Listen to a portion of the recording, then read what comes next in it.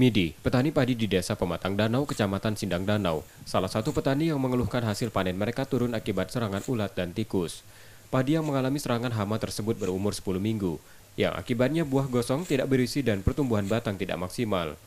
Kini hasil panen padi yang didapatkan mengalami penurunan. Biasanya per hektarnya petani mampu menghasilkan lebih dari 3 ton gabah. Panen kali ini mereka hanya mendapatkan di bawah 1,5 ton. Ini banyak hama utamanya hama tikus. Itu kalau kena hama seperti ini, itu kita petani merugi atau gimana itu?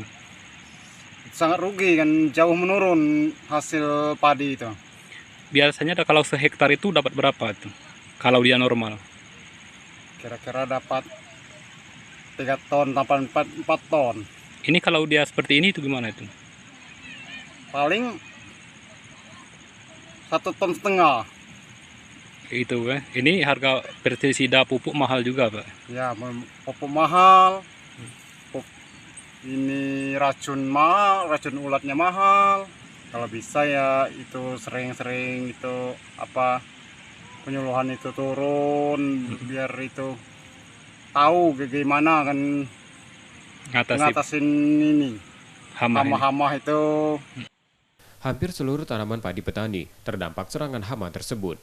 Petani berharap ada penanggulangan terkait serangan ulat dan tikus. Setiabudi, Kompas TV, Ogan Komering Ulu Selatan, Sumatera Selatan.